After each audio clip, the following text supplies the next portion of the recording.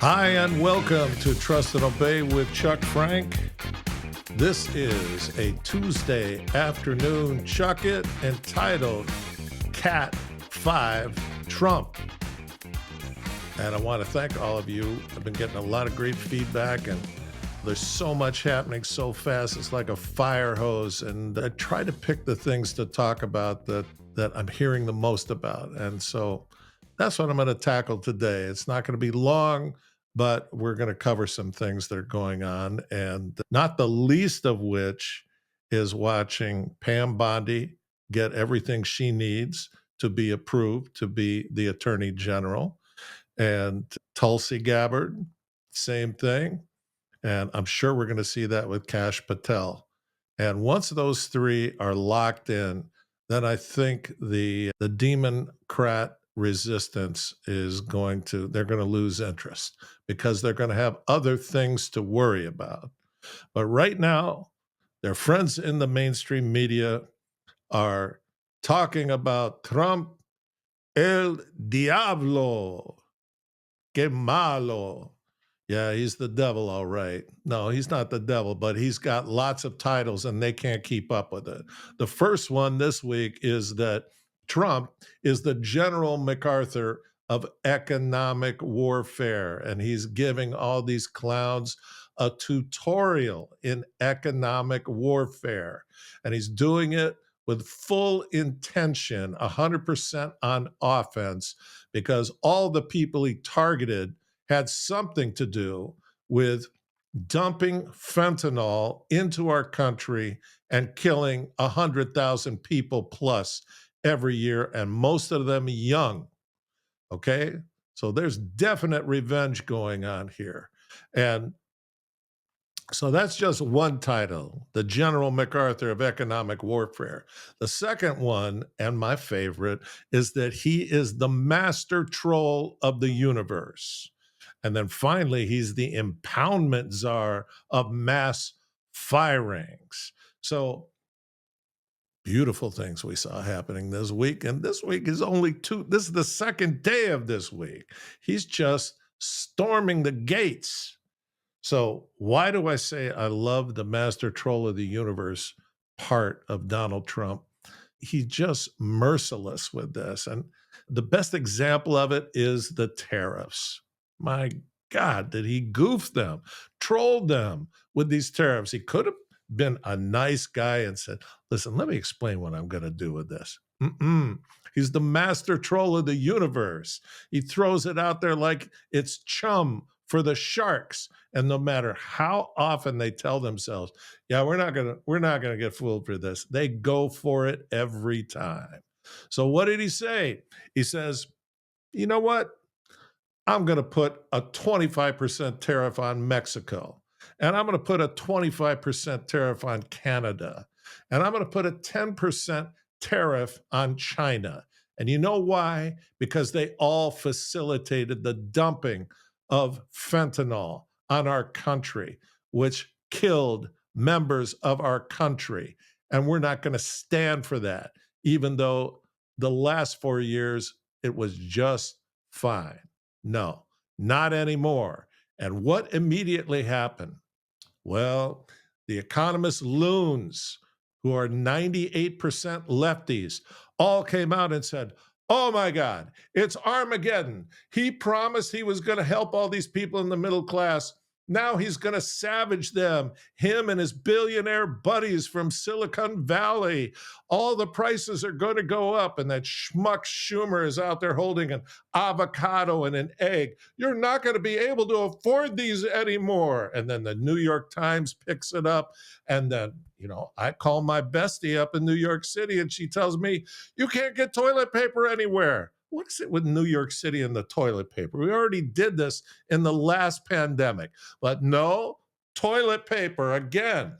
If anybody had any common sense, and that city's full of educated people with multiple degrees and high salaries, toilet paper. Don't you think if there was really going to be this economic holocaust that food would be your concern. You would want to stock up on food because if you don't have food, you don't need toilet paper, okay? So this is why I love the master troll of the universe. The economists would be right if Trump's intention was, you know what, I'm going to put these tariffs in place for 18 months, 24 months. Then they'd be right. But he never had any intention of keeping them in place. Why? Because Mexico wouldn't last a week, Canada wouldn't last 2 weeks, and China would feel the pain in a month.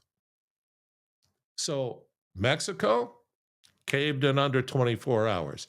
Canada caved in under 24 hours. He's going to get everything he wants from them.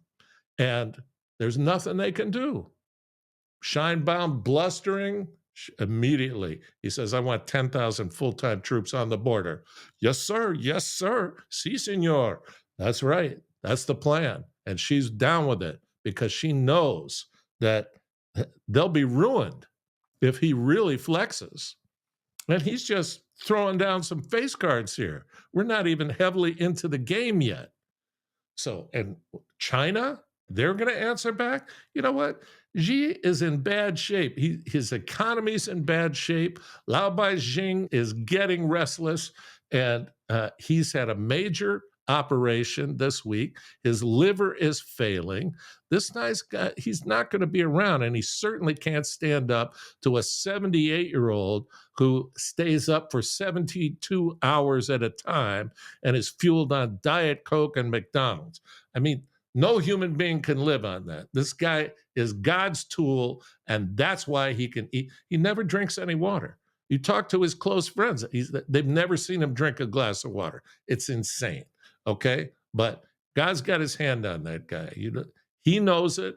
He found out in that field in Pennsylvania, and we're going to see it over and over and over again. Now, that was just tariffs. That was so much fun watching all that go down. And the mainstream media still can't get entirely loose of it, but a new shiny object showed up. USAID. He shuts it down.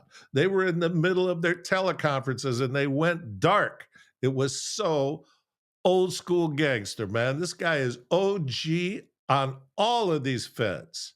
And it's a wonderful thing to watch. These people, for how long, have been lying to us and working from home. And it's all our tax dollars. And they think they're untouchable bureaucrats. Well, they're finding out that's not the case. So what does the mainstream media do? They're always in on the big lie, right? So they immediately start saying, oh, this is terrible. This is terrible. USAID, they're the ones who go to Africa and drill for wells for the Africans to have water. This is awful what he's doing. Yeah, that's about 1% of what they do with the billions of your money and my money that they abscond with. And you know what they spend it on? They funded the whole BLM Summer of Fun, nonviolent burning of cities and murdering people. Yeah, that's USAID. You want to know what else they did? They spent 27 million of your money on Soros chosen district attorneys. Who we talking about? We're talking about Big Fani down south. We're talking about the clown show in New York City. We're talking about goofballs in Chicago and Philadelphia. That's USAID paying for that, right? To create chaos on the streets in the cities. You know what else they did? They knocked out Bolsonaro in Brazil. Okay, this is the tip of the iceberg about what these people have been doing. And you know what? They're all trying to destroy files now. It's not going to work. Trump never makes a move before he's got all the receipts. So USAID and their folks, they're in serious, serious trouble now. And what else? How about Kash Patel facing down Schiff and the shifties in these hearings? RFK got everything he needed today. Pam Bondi got everything she needed. Tulsi Gabbard, and now it's Kash. And Kash is king because he's got all the receipts. So what does that mean? Well, if you're Lord Fauci, if you're Big Nancy Pelosi, if you're Shifty Shifter Schumer, it's going to be Nuremberg on the Potomac. He's already got all of the receipts, and he's got the team in place that he needs. So again, we started this by saying it's not about them. It's very easy to focus out that this is all about them, but it's not. It's about us. And I'm going to read you 6 lines from Exodus 19 to emphasize how it is so not about them. This is Israel at Mount Sinai. In the 3rd month after the children of Israel had gone out of the land of Egypt, on the same day they came to the wilderness of Sinai, for they had departed from Rephidim, had come to the wilderness of Sinai and camped in the wilderness, so Israel camped there before the mountain.